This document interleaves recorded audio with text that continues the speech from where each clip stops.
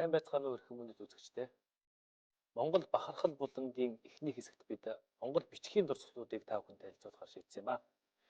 Ингээд Монгол бичгийн хамгийн чухал 10 дурсгалыг сонгон авч он цагийн дистралаар та бүхэнд танилцуулах болно. Тэгэхээр он цагийн дистралаар авбал Монгол бичгийн хамгийн анхны дурсгал бол мэдээж хэрэг алдарт Чингисийн чулууны бичиг зүй ёсоор тооцогдно. Тэгэхээр Чингисийн чулууны бичиг гэдэг нэр маань ер нь буруу хэвшигдсэн нэр юм байна. Үүний хэрэгтээ яг дурсгалын хамгийн эхний үг нь Чингис гэж байгаагаас болоод судлаачдын дундч тэр ард иргэдийн дундч тэр Чингисийн чулуу гэдэг нэрээр алдарсан боловч энэ дурсгалын гол утга нь Чингис хааны дүү Хасрын хүү болох Есүнгэй мэргэн зориулсан гэрэл гишүүн юм байна. Тэгээд 1224-өөс 1225 он энэ хоёрын аль нэгэнд нь бичигдсэн гэдэг ихэнх судлаачид зөвшөөрч байгаа учраас яхахгүй Монгол бичгийн одоогоор бидэнд олдоод байгаа хамгийн анхны дурсгал болж байгаа юм аа.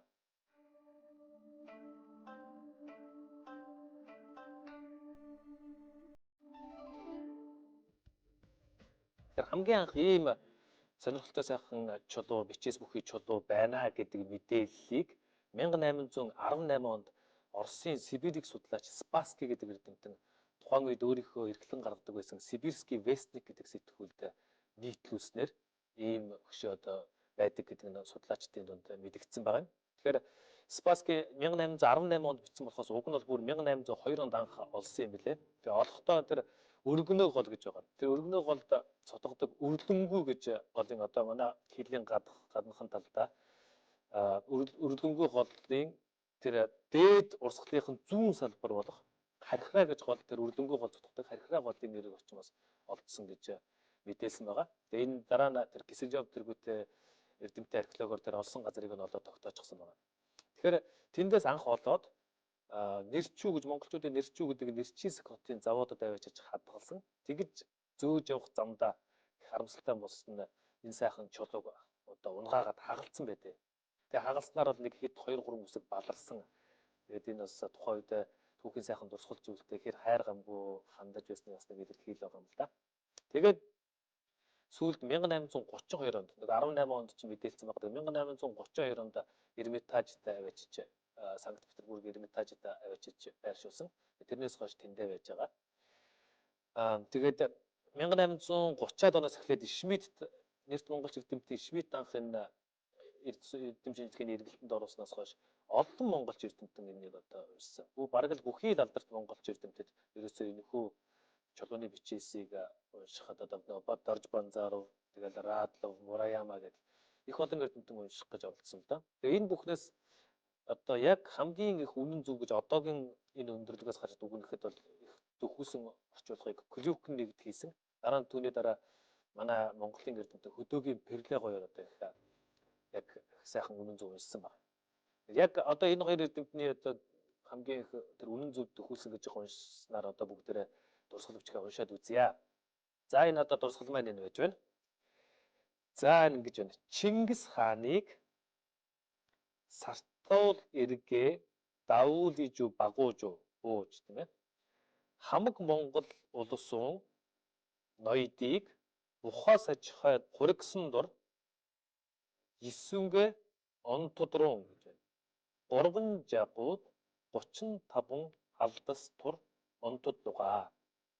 За одоо орчин цагийн одоогийн монгол хэлээр хэлэх юм бол Чингис хааныг сартуул иргэнийг дайлж буугаад хамаг Монгол улсын ноёдыг бухсачхаад хурсанд Есүнгэй онтудрун онлоо. 335 алдад онлоо гэсэн юм байна. Яагаад айхтар мундаг том хөшөө босгох болсон юм бэ гэхээр энэ одоо хамгийн гол ач холбогдны зүүнээ гэхээр энэ Есүнгэй мэргэн бол үнэхээр их тухайн үед рекорд амжилт тогтоосон байна л да. Одоогийн зураг рекорд тийм ээ дээд амжилт зохиосон байна. За одоо энэ 335 алдад онлоо гэж байгаа. За энийг тэр Клюкн гэж түрүүн миний дурдсан эрдэмтэн нэлээд сайн судалсан. Тэгээд энэ 335 алд гэдэг нь одоо ямар хэмжээ юм бэ гэдгийг тодорхойлохоор оролцсон байна. Ер нь бол түүхэнд их агуу гайхамшигтай мундаг хараваач нарын амжилт байдаг юм байна л да. Жишээлбэл бол одоо Туркийн султан 4-р Мурат Газис гэж хүн 1255 фут харвсан гэдэг мундаг амжилт байт юм байна.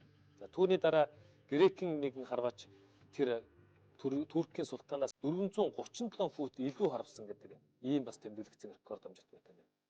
Тэгэхээр тэр Клюкин яасан бэ гэхээр энэ футыг тэр сажин гэдэг хэмжээс рүү бодоод сажин гэдэг нь одоо ер нь бол угаасаа тэр Монголын тэр алд гэдэг хэмжээс ч одоо хоёр гарыг ингээд гараа авна гэдэг алдсны хоёр гарын үзүүрийг хүртэх хэмжээ шүү дээ тийм ээ. Тэгэхээр ер нь аль ч дэлхийн аль ч ард түмэнд жишээлбэл бол одоо Британд жишээлбэл бол фатом гэдэг тийм ээ. Оросд бол тэр сажин гэдэг энэ хэмжээсүүд ингээд байж байгаа. Сажин гэж осууд байдаг тэр монголчуудын сажин гэдэг. За тэгээд энэ хэмжээснүүд бол хоорондоо төстэй боловч ерөнхийдөө бас зарим одоо тухайн хүнийхээ бие бэлтгэж онцлогоос болоод баг багаар зөрнө л дөө. Тэгээ ингээд бодоход тэр Клюкны тооцоосоор бол тэр 7 фут нь болохоор нэг сажин болно гэж бодож байгаа юм. Нэг тэр. Тэгээд тэр Туркийн султан 1255 фут харвсан гэдэг нь 180 сажин харвсан гэж тогтоосон байна. За дараа нь тэр Грекийн харвагч 437 футээр илүү харвсан юм бол энийг бодоод нөгөө 7 футтай хуваагаад үзэхлээр 241 сажин хол харвчихсан байж байгаа. За тэгээд энэ 9-р мэрэгний харвсныг нэг алдыг 6 фут гэж тооцчихжээ те. Тэгээд нэг алдыг 6 фут гэж тооцоод үзэхээр 335 алд чинь 6 фут гэж бодохоор 2010 орчим фут болно. Тэрийг нөгөө 7-доо хуваахлаар 287 сажин болж байгаа. Тэгэхээр нөгөө 180 сажин 241 сажин харвсан тэр их мундаг амжилтны хажууд чинь 287 сажин харвчихсан гэхээр ойролцоогоор 6 метрлээс хэмжүүлэх юм бол 612 метр харвчихсан. Энэ бол тухайн үед үнэхээр их гайхалтай амжилт байсан учраас яа харахгүй одоо ийм сайхан том хөшөө босгосон юм а гэсэн ийм түүхэн талаас нь үзэх юм бол ийм баримт гарч ирж байна л да. Тэгээд тэр онтод тухай гэдэг үг их чухал үг байна. Онтод тухай гэдэг үгээс үг нь юу гэсэн үг вэ гэхээр яг тэр онцгсон тийм ээ он туссан тэр үг тийм утгатай. Тэгэхээр зүгээр нэг тийм хол харвсан биш. Тэнд бол байгаа онц чадсан байна. Тийм учраас ийм том одоо гэрэлт хөшөө босгосон. Тэгээд энэ гэрэлт хөшөөний энэ амжилт бол ингээд Монголын түүхэнд хэм нэг дээд рекорд харвааны амжилтыг тогтоосон гэдэг утгаараа их мундаг сайхан байна. Хоёрдугаарт нь хэлний талаас нь үзэх юм бол энэ цөөхөн хэдэн үг хэдэн 5 мөр бичсэн дотор монгол хэлний дурсгалыг монгол хэлний онцлогийг хадгалсан эртний дунд үеийн монгол хэлний онцлогийг хадгалсан маш сонирхолтой өрмөц онцлогууд хадгалагдаж байгаа. За энийг одоо тавхан үзүүлье. За энэ хамгийн эхлээд энэ харахад бол энэ монгол бичгийн мөр тэтгэх ёс гэж байгаа. За та бүхэнд харж байна. Чингис хааны гэж энэ хаанаас эхэлж байна тийм ээ. Мөр тэтгэх Чингис хааныг одоо хүндтгэдэг учраас эндээс эхэлж байна. Дараа нь тэр Сартуул иргэнийг Сартуул гэж одоо хорёозм шүү дээ тийм ээ. Тэднийг энэ доороос эхлээд бичиж байна. Чингис хааны хаана гэж байна. Тэгээд жирийн текст ингэж эхэлдэг энэ хэсэг нь явж байгаа. 9-р мэрэгэн дээр ирэхлээр одоо бас хүндэтгээд мөр тэтгэж байна. Тэгэхдээ 9-р мэрэгнийг бол Чингис хааны хэмжээнд бас аваачаагүй тийм ээ. 9-р мэрэгнээс. Тэгээд арай тэгтээ бас Сартуулаас арай дээр. Энэ бол одоо Монгол бичгийн мөр тэтгэх ёс гэж одоо их бичгийн хэлний гайхамшигтай сайхан соёлын нэг илэрэл юм. За энэ дотор байгаа үгнүүдийг харахад бас сонирхолтой авиа зүү хэл зүүн онцлогуд харагдаж байна л да. За энэ жишээлбэл даулижүү гэдэг үг. Даулижүү гэдэг. Дагуулижүү гэж га байхгүй. Энэ юуг үзүүлж байна вэ гэхээр одоо орчин цагийн монгол хэлэнд хоёр гიშгийн дундх га гээгүүлж гээгдээд уртагч болсон байгаа тийм ээ. Удагаан Багаатар гэдэг чинь Улаанбаатар болсон байна. Ер нь хизээнээс эхэлж га гээгдэж эхэлсэн бэ? Монгол бичгтээ бол Удагаан гэдэг гаатай байж байгаа шүү дээ. Хизээнээс эхэлж гээгдэж эхэлсэн бэ гэдгийг үзүүлэх сонирхолтой үг болох ч юм. Монголын даулижүү гэдэг үг чинь дагуулижүү гэж гаагүй бичснээр. За энэ бол авиацын их сонирхолтой онцлог болчихж байна. За бас нэг сонирхолтой онцлог нь энэ урган жагууд 35 алдас гэдэг юм. 300 гэхийг 3 жагууд гэж одоо 100-ыг олон тоонд бичсэн байна. За тэгээд 335 алд гэдгийн алдыг бас олон тоондоор алдас гэж. Одоо эрс эмс гэдэг энэ эс нөхцөл байгаа энэ алдас гэж. Тэгэхээр одоо яг монгол хэл бол 12 13 дугаар зууны үед дунд үеийн монгол хэлэнд ингэж тоогоор зохицдог байсан байна л да. Тоод урдаа тоон тодтолтой бол тэр тодтолгуулж байгаа нэр үг нь олон тоон дээр байдаг. Одоо юу гэдэг 5 гэх юм бол Монголын нус төвчөн дээр ч бас байдаг шүү. 5 гэхээр хөбөөд гэж байна. Үүн биш. Хөбөөд, хөбөөд, та 5 хөбөөд.